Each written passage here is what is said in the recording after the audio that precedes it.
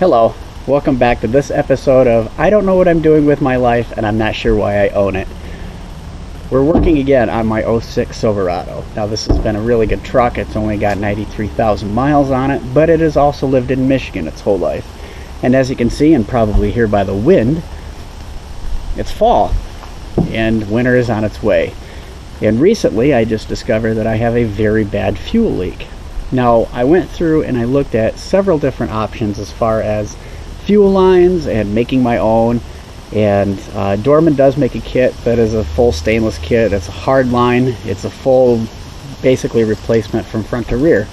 It was also $700, and I don't really want to spend a fifth of what I spent on the truck itself just on fuel lines. Now, you'll see underneath it, I've also already replaced the brake lines, which, of course, being a Michigan truck, it was needed. So with that, I went with the second cheapest option. The first, of course, would have been just making my own. I don't quite trust myself to do that, but Dorman does make this kit, which is actually pretty handy. This is a stainless steel line, and it's a braided. Oh, it's really good for the paint job and the resale value. But anyways, this is a stainless steel braided line. It does come with both return and the main fuel line, which I think it's vapor line or something like that. Yep. So they do label it. Of course, on the truck, it's not going to be labeled. So I'm going to take you down there here so you can kind of take a look at it and see what I'm going to go through. I've never done anything like this before, so hopefully with my guidance and probably the few hundred mistakes that I'll make, you can do it too, and it won't be that bad. You're kind of watching this in real time. So this is what the kit consists of. It has these rubber clips, basically, that you just put in the frame rail. This is, pretty self-explanatory. You can get this at any hardware, so if you lose one, not really a big deal. It has, of course, the vapor line and main line. Looks like you just connect it right at the factory harness, right from the fuel pump and right to the engine block. And then I got this Amazon special disconnect tool. I think it just goes in here like this. I don't know. We're gonna find out. So this was the cheapest thing I could find because I'm cheap. So we're gonna try it and let's see what happens. So because I'm cheap and I don't have a lift, I'm gonna use these ramps here. So if you're gonna do the same thing, I figure if I got one on front and rear, I can just pick up one side and get underneath it easier.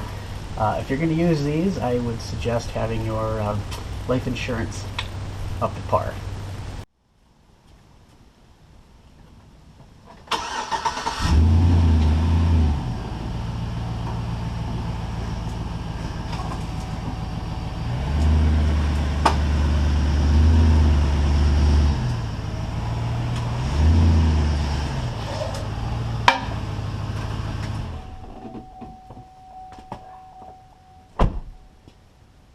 That doesn't leak at all.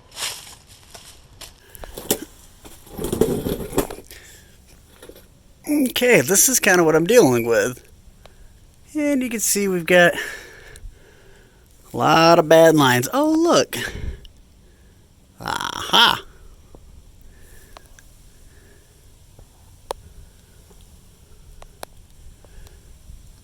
So at some point I plan on getting this all fixed. So, well, let's get started. Now, I know you're not going to be able to see much, but right up in here, there's a connection where it comes out of these, whatever that is up there, because, professional, fuel pump, and then it comes down here and then it goes into your main line. Well, I've got this tool, I guess, and I'm going to just going to try it. Let's see what happens. Let me get up there. Yeah.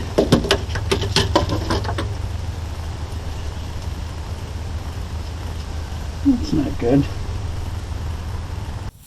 Okay, I had to pause the camera here because I was really struggling with this. So this is the main line that kind of sits up in here, and this is what it looks like when you pull it out.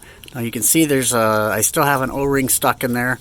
So when you get this thing out, you want to make sure you have 3 O-rings. There's an O-ring, kind of a stopper ring, and then another O-ring, which is what's still stuck in here. So I'm going to get this squared away and next time you see it, it should be hopefully back together. Okay, I'm getting ready to hook this line up, which I don't have any of the O-rings or anything like that on, but that goes to right here. But I just wanted to quickly show how I ran it. So I'm trying to use, this will be a little bit better because it comes with clips and stuff you can put up here.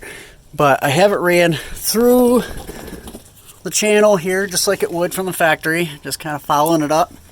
And then I've got it wrapped right on top of the transmission tunnel. You can kind of see it up there a little bit, but it's kind of a crappy video, but it kind of just follows the line right back up to the original location.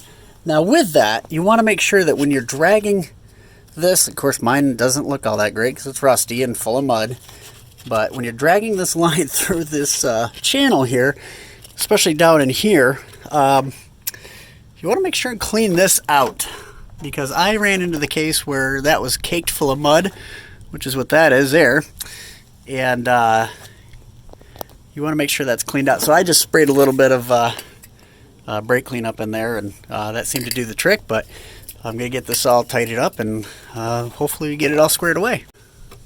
So real quick, before I plug this in, this is kind of how that's supposed to look. You got a couple of O-rings there. You got the O-ring, you got the square O-ring, a yellow one, and then you got your locker right at the very end. And that should just go right into that clip right there. And I have the retainer out of it, so that's why normally there'll be a blue clip on it, which is laying here somewhere. Right there it is. And we'll get this getting this buttoned up here. See if I can't get this wrapped around here and back in its spot. Alright, and here we've got it hooked up. It actually went in, so you want to make sure that this blue tab is sitting in that connector good. But it should just go up in there and should snap. You want to give it a tug to make sure that it is actually up there, otherwise you will have a bigger problem than what you had before. But as you can see, it is in there. It is locked in, and this clip is all the way out, so we should be good to go. So now we just have to kind of button the line up a little bit.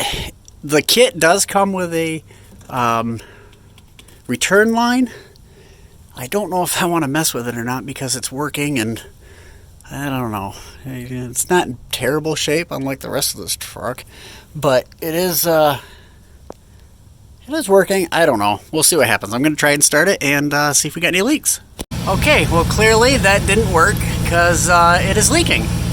So let's shut it off. So for quick reference, I bought one of these, and it came with most of the O-rings and stuff attached to that, because I thought, well, I'll replace those.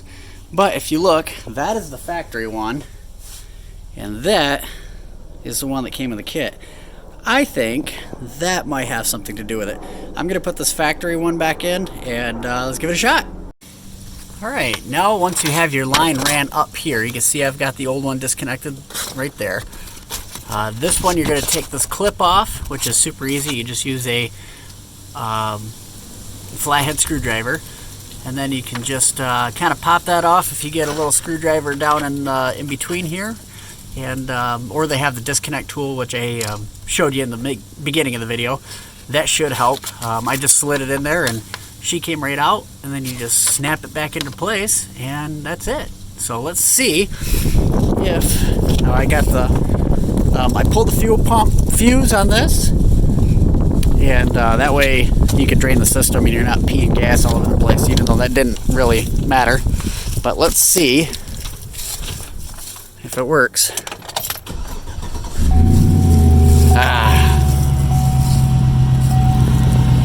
And no fuel leaking out. We did it.